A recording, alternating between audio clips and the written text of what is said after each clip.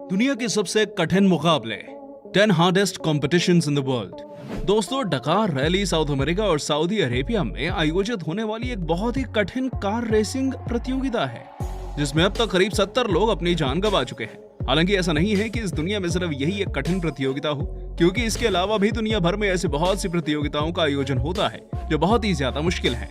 तो चलिए, क्योंकि हम आपको बताने वाले हैं ऐसे ही कुछ कठिन प्रतियोगिताओं के बारे में। नंबर 10, जंगल मैराथन। दोस्तों, आप सभी ने मैराथन के बारे में तो सुना ही होगा, जो कि तब तक एक सरल सा कंपटीशन प्रतीत होता है जब तक वो ट्रैक पर हो रहा है। लेकिन जब बात जंगल मैराथन की आती है, तभी दुनिया के सबसे कठिन कॉम्पिटिशन्स में गिना जाता है, क्योंकि इसमें किसी ट्रैक के ऊपर नहीं दौड़ा जाता, बल्कि ये तो ब्राजील स्थित अमेज़न जंगल में 3 श्रेणियों में होने वाली एक इको रेस सेट है। आप सभी को जानकर हैरानी होगी कि इसमें एक 4 स्टेज 127 किलोमीटर की रेस होती है और एक 6 स्टेज 254 किलोमीटर रेस, जिनमें कट ऑफ टाइम भी होता है। और प्रतियोगियों को इसमें अमेज़न जंगल के गर्म तापमान में दलदल, नदी और पगडंडियों से होकर गुजरना पड़ता है, जिनके बीच जहरीले सांपों के साथ साथ खतरनाक जीव भी रहते हैं। और यही कारण है कि इस मैराथन को दुनिया में एक कठिन कंपटीशन के नजरिए से देखा जाता है। नंबर 9, ग्लूकोस्टर चीज व्हील रेसिंग। दोस्तों, अगर इस दुनिया में कहीं भी सबसे कठिन प्रतियोगिताओं की बात हो रही है, तब उसमें ग्लॉचेस्टर चीज व्हील रेसिंग का नाम जरूर शुमार होगा, क्योंकि दिखने में भले ही आपको मजाकिया प्रतियोगिता लगे, पर असलियत ये है कि इससे कठिन और कुछ नहीं। हर साल इंग्लैंड के स्प्रिंग बैंक हॉलिडे में मौजूद कॉपर्स हिल्स पर आयोजित होने वाली इस रेस में प्रतिभागियों को एक पहाड़ी से नीचे की ओर भागना होता है, और जो भी इसमें सबसे पहले नीचे पहुंचकर वहां रखी चीज बॉल को टच करता है, उसको 9 पाउंड की एक डबल ग्लॉचेस्टर चीज बॉल दी जाती है। आज दुनिया भर से इस प्रतियोगिता में भाग लेने के लिए सैकड़ों लोग आते हैं, क्योंकि उन्हें चीज से ज्यादा इस प्रतियोगिता का कॉन्सेप्ट अच्छा लगता है। Number 8, the bubble Baba challenge.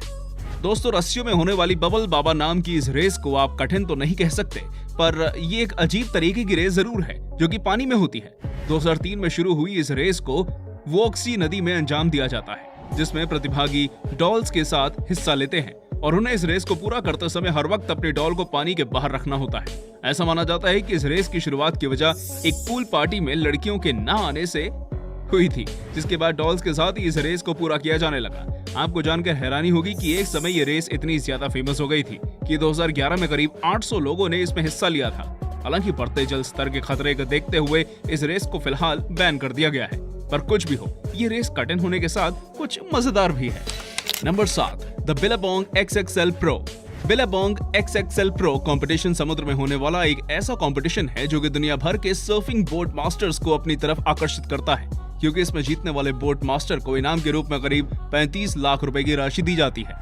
दोस्तों, इस कंपटीशन में कंटेस्टेंट्स एक जजिंग पैनल को अपनी सर्फिंग वीडियो भेजते हैं, जो कि हवाई, कैलिफोर्निया, ऑस्ट्रेलिया और अन्य ब्रिटिश आइलैंड्स के समुद्रों में रिकॉर्ड की गई होती है। आप सभी को जानकर हैरानी होगी कि हर साल सर्दियों के मौसम में दुनिया के लगभग हर देश से इस कंपटीशन में हिस्सा लेने के लिए बहुत सारी एंट्रीज आती हैं, जिनमें से कई सर्फर्स तो 60 फीट ऊंची लहरों में सर्फिंग करते हैं, और इन्हीं चीजों को ध्यान में रखकर इस कंपटीशन के विनर अनाउंस किया जाता है। हालांकि ये बात भी सच है कि इस कंपटीशन में सिर्फ प्रोफेशनल्स ही हिस्सा ले पाते हैं, क्योंकि आम आदमी के लिए तो ये एक बहुत ही कठिन कंपटीशन है। नंबर 6, मैराथन डेस सेबल्स। मैराथन डेस सेबल्स, जिसे MDS के नाम से भी जाना जाता है, वो इस दुनिया का सबसे कठिन मैराथन है, क्योंकि लगभग 6 दिनों तक चलता है, जिसमें प्रतिभागियों को 2 से 51 किलोमीटर की कुल दूरी पूरी करनी होती है। और आपको जानकर आश्चर्य होगा कि इसकी दूरी करीब 6 नियमित मैराथन के बराबर होती है।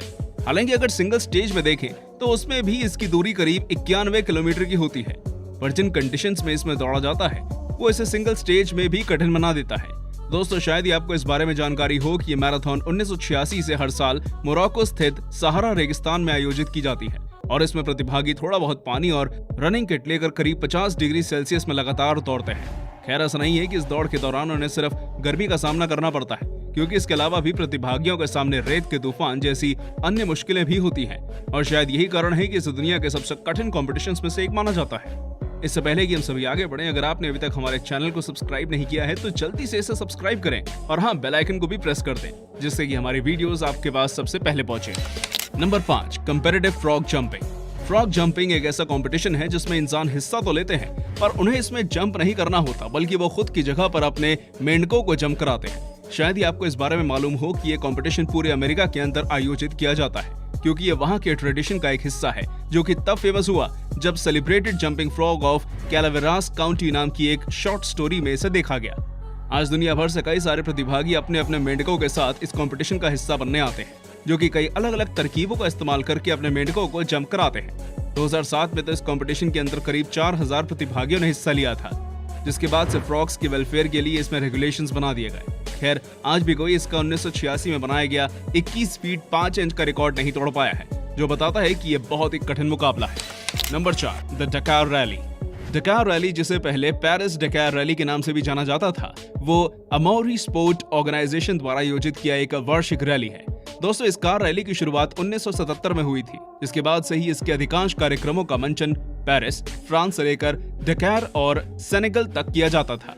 लेकिन 2008 में किन्हीं सुरक्षा कारणों से रद्द हो जाने के बाद इसका आयोजन 2009 से 2019 तक साउथ अमेरिका में किया गया और अब 2020 से ये सऊदी अरेबिया में आयोजित हो रही है। इस रैली में कार ड्राइवर्स को बहुत ही लंबी दूरी कार चलानी पड़ती है, जो कि रेगिस्तान जैसे विषम परिस्थितियों में बहुत ही मुश्किल काम है। ये रैली कितनी कठिन है, इस बात का अंदाजा इस बात से लगा सकते हैं कि इसमें अब तक करीब 70 लोग अपनी जान गंवा चुके हैं, जिनमें से 40 लोग तो 1983 में ही रेत के तूफान में लापता हो गए थे। खैर, इतनी ज्यादा कठिनाइयों से भरी इस रैली में आज भी हजारों लोग हिस्सा लेते हैं। नंबर 3, वल्लकम काली बोट रेस इंडिया।